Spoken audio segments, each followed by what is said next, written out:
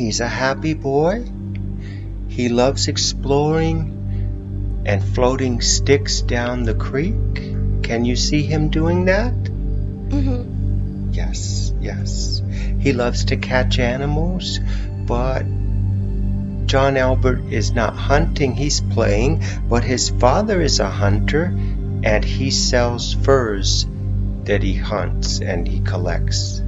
Yes? Mm-hmm. Beautiful.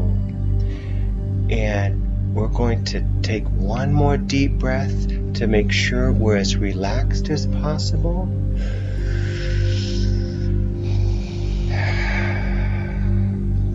And we want to revisit John Albert.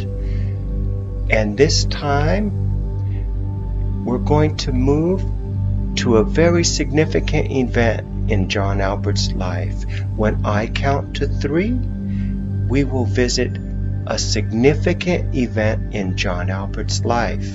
1, 2, 3. We are now at a significant event in John Albert's life. Relax your mind, and when you're ready, tell me what you see. I think he's older now. Yes? How old? Probably several years older, 17. Oh, okay. And what's going on? I think it's just news in the village. I think he's gone to town or something. Oh, okay.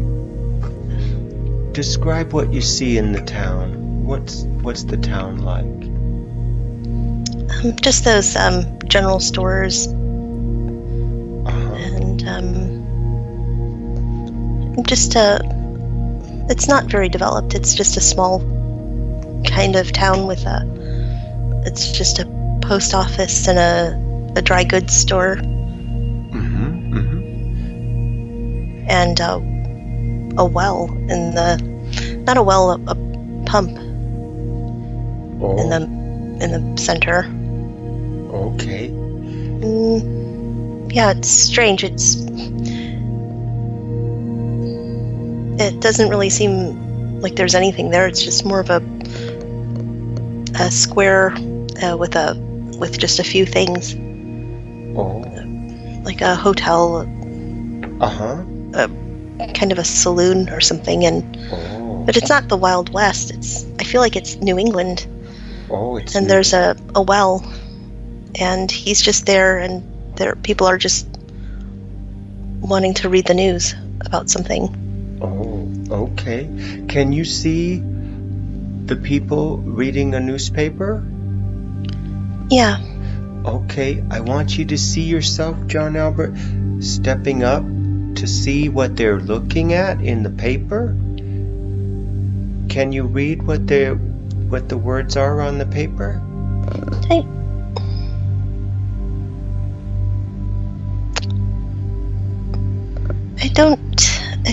think it has something to do with and this is, I know it's silly, it's just something to do with the Declaration of Independence, and people are just looking at it, you know?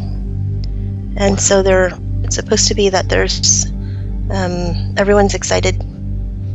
Wow, that is exciting. That is very exciting. So, that means that there is an end to the war between America and England, is that right? I don't know if it's the end or if it's just the beginning. It could be. I think they're just, I don't know what it is. I think it's just a big deal. And people are just excited about it. How do you feel about this Declaration of Independence? How do you feel about these changes? I think it's exciting. I think what's a little scary is I don't know if I'm going to have to fight in it or do something about it. I think that's what people my age are more worried about. You might have to be. You might get drafted. Yes. I don't know if it's drafting. I think it's people are just joining. they're trying to rally people to join into it, and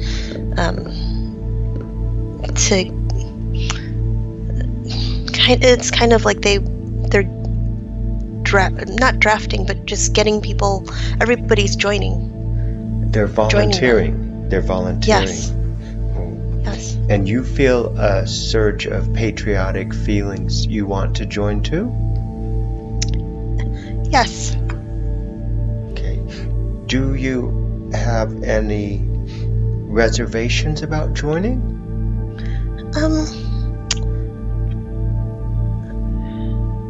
Just I think I've just heard that people would die, might get killed, and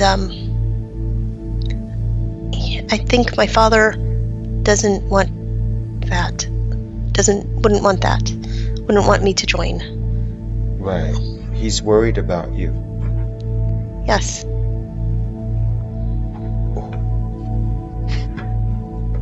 Wonderful.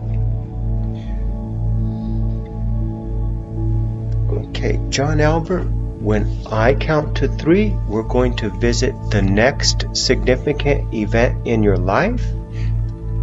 1, 2, 3.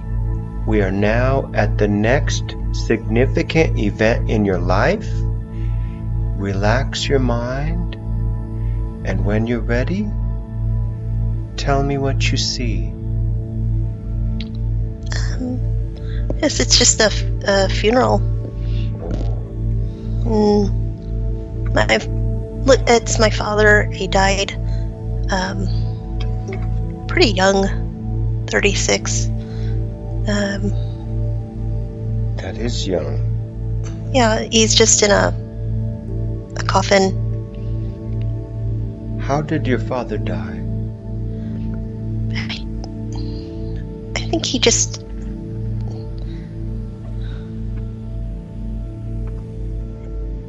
He just had a bad cold. Really? Wow. And that's all it takes sometimes, huh? Yeah. That's very sad because he was young. Mm-hmm. And you loved him? Yes. And you will miss him? Mm-hmm. What will life be like without your father? I have to take over his business. What is his business? The furs? It's just a fur trade. It sounds strange, but that's what he does. And he doesn't have to do the hunting anymore. He's gotten to the point where he's just dealing and, buying the skins off people and selling them again. And he's the one he was the one who owned the company. Yes. John Albert, what year is it?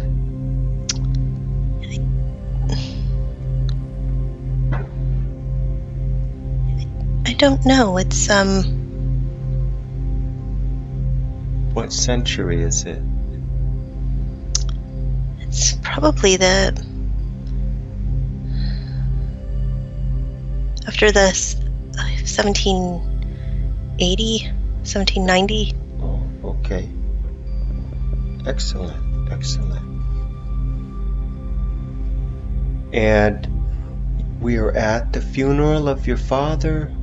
Tell me, as you look around at the people who attended the funeral, what faces do you recognize? My sister.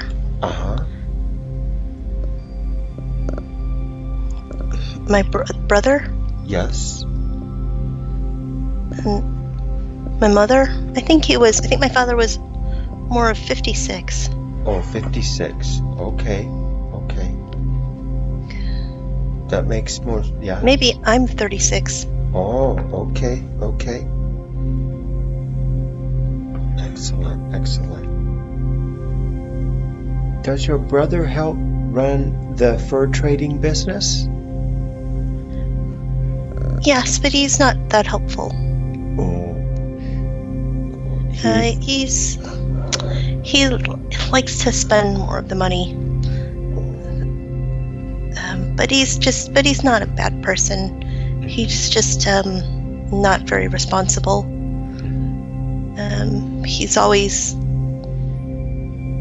He has affairs with other, girls, I think because he's handsome.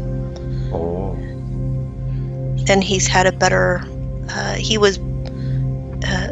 grew up when the economy was getting better or improving. Mm-hmm. So he doesn't know what it was like to live in a smaller shack. And he doesn't have the same self-discipline that you do, huh? Yes. John Albert, are you married now? Yes. Oh. Tell me about your wife. She's nice. Very honest. I guess we have 3 children. Oh, 3 children. And she's always busy. Oh, with the children? Yes, or just cooking and cleaning and sewing. I appreciate that she does things for everybody in the family. Yes. You love her deeply? Yes. Good. And this is a happy family you've made, right? Yeah. Wonderful. Fantastic.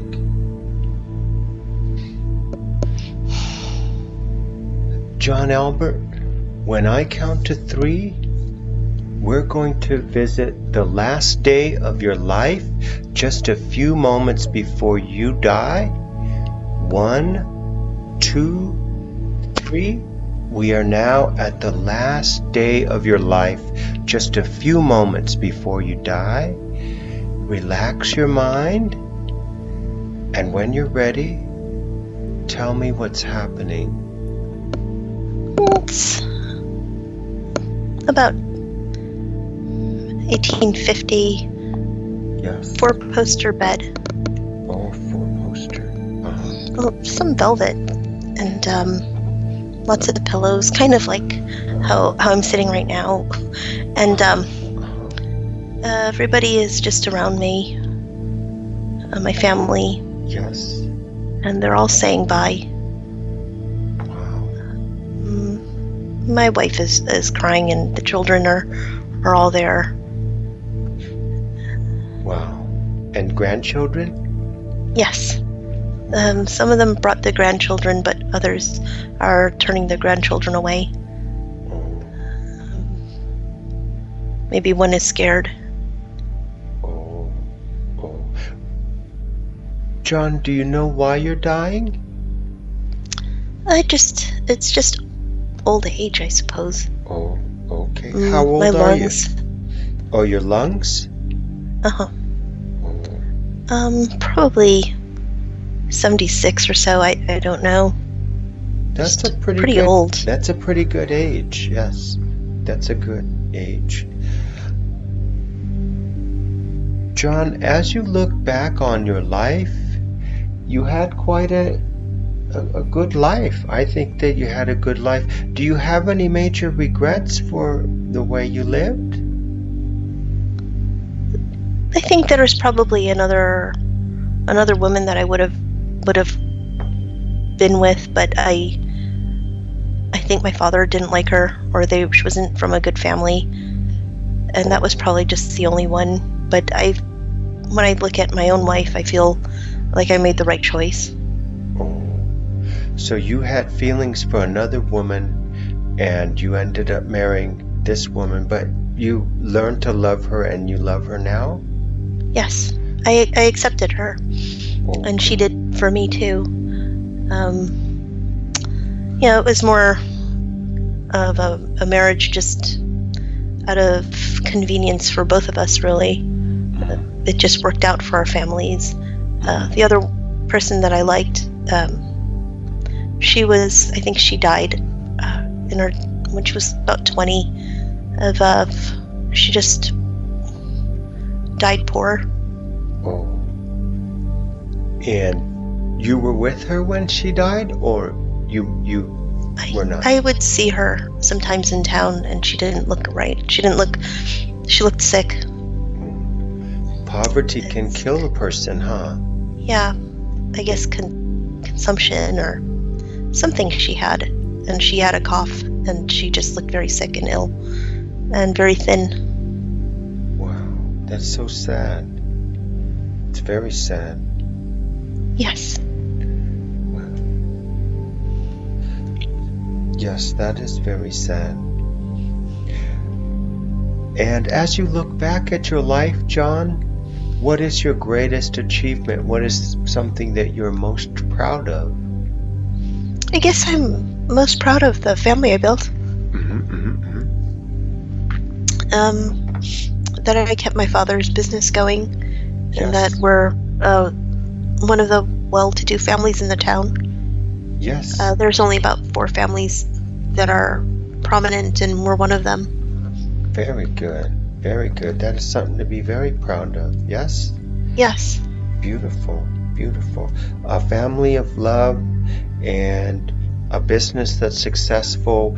You have the wealth to keep you comfortable. You lived a good life, John Albert. You lived a very good life. And we want to thank you so much for sharing your memories with us.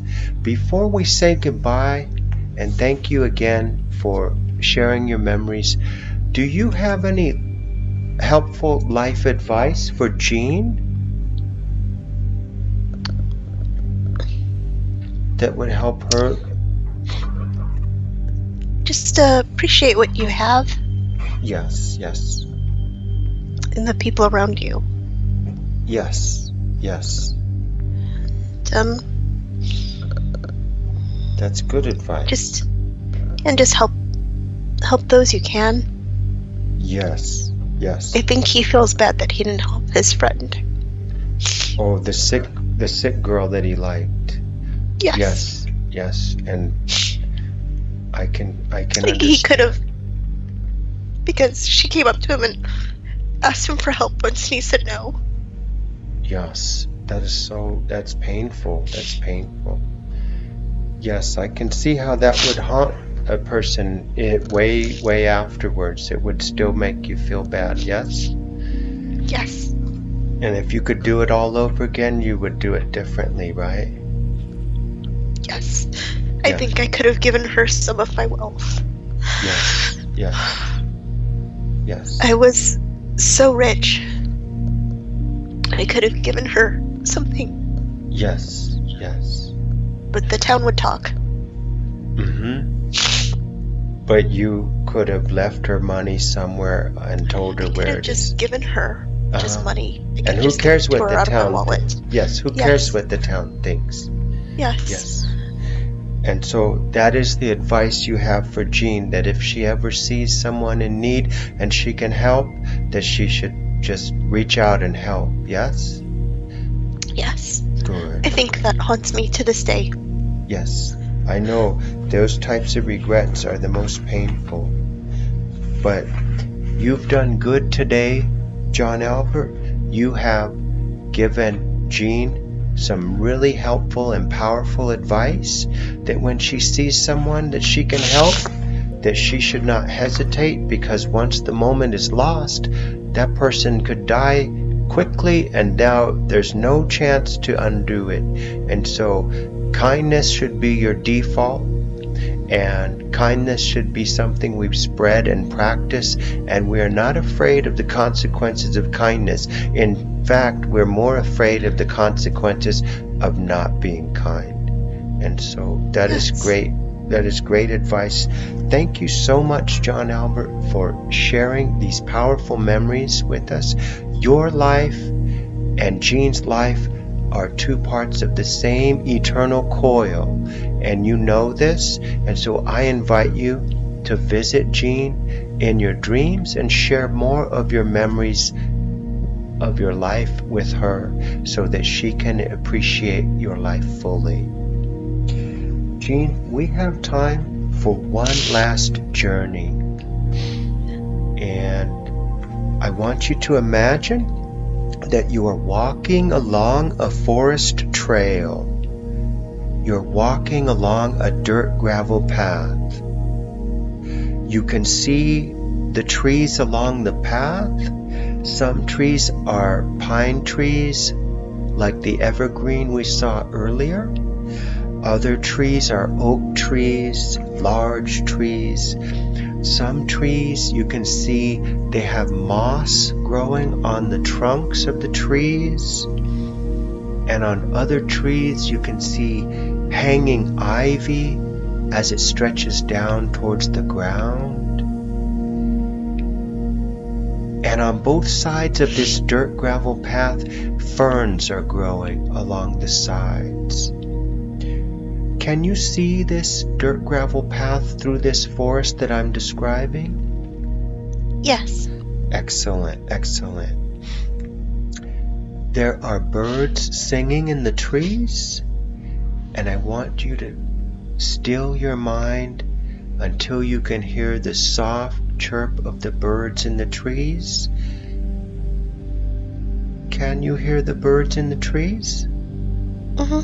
Excellent, excellent. As you continue to walk along this path through this special forest, see your feet and your shoes as they walk along the path. Each step you take makes you feel more relaxed, more sleepy, more calm, and more comfortable. You are entering an ancient part of your own mind now. Every step you take takes you deeper into a special place, a special part of your mind. You can feel your personal magic is so much stronger now. As you continue walking past the trees and the ferns, and you sense that you are nearing the end of the path.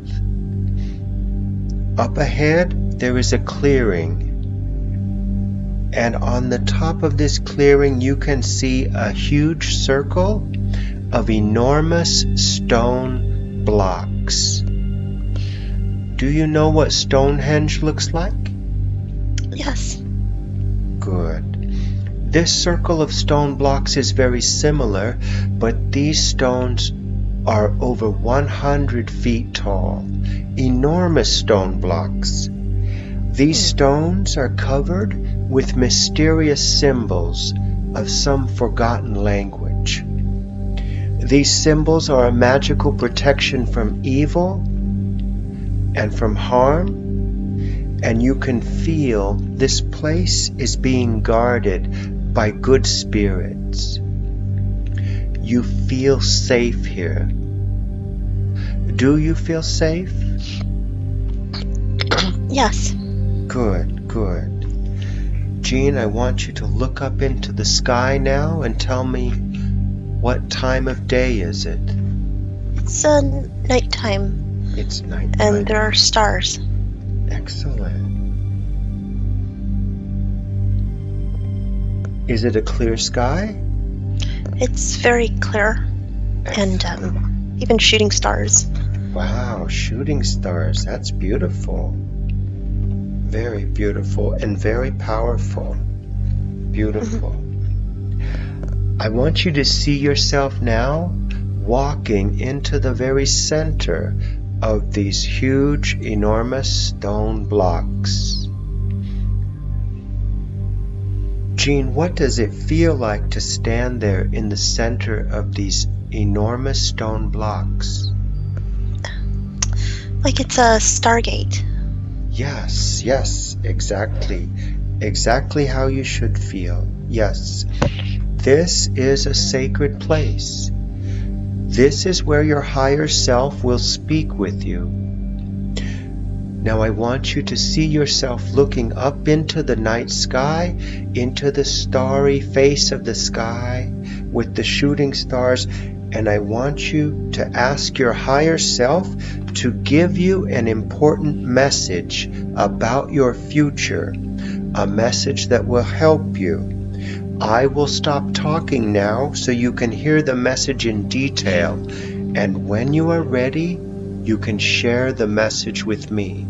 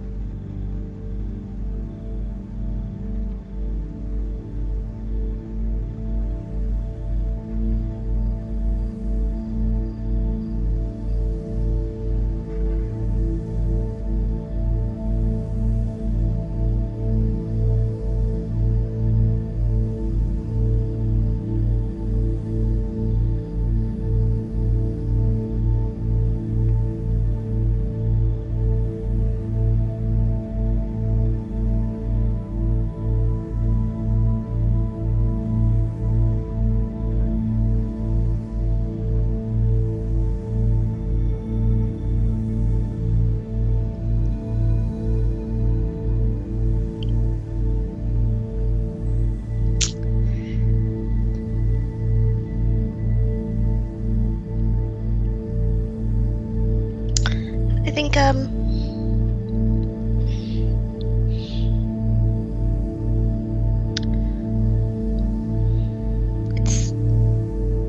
it's a strange message. It's she's just telling me that the world will carry on. That I've already done my part, and it's almost like I can just retire now. What is she referring to? It's like the Dolores Cannon, and how you're supposed to. There are people who are just supposed to be these energy needles around the world, and so. Are you an energy needle? I think so. And so she said, I've been placed in different places,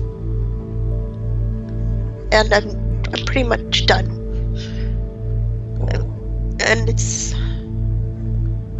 And I can just relax now and just live my life.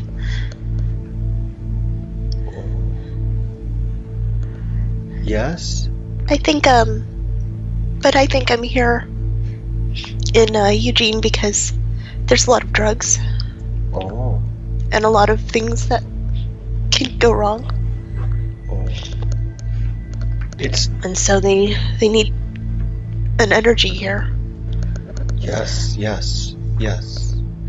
Are you so helping? Try to keep it stable. Yes. Do you feel an urge to help people who are on drugs? Not on drugs. It's more the presence of goodness. Yes. And just being present here is enough.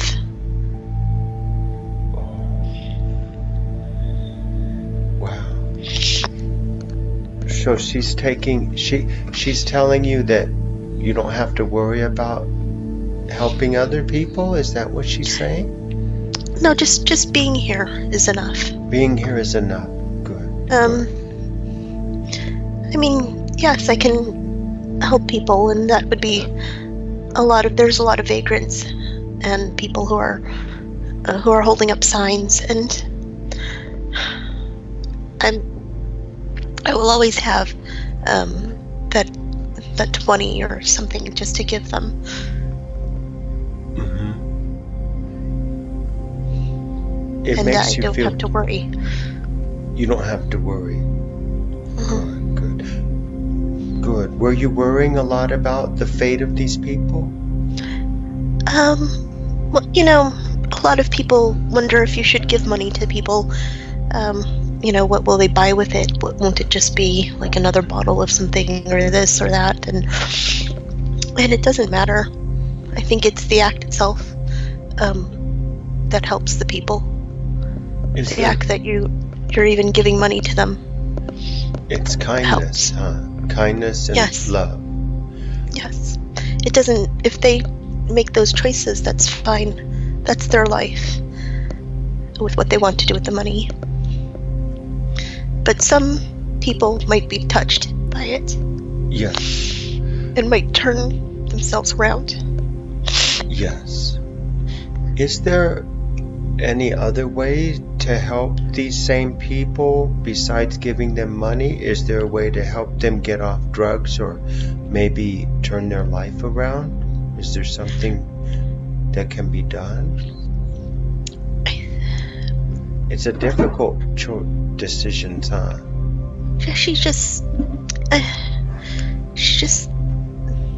I'm just getting that she's saying that it's enough to just be here and to be present.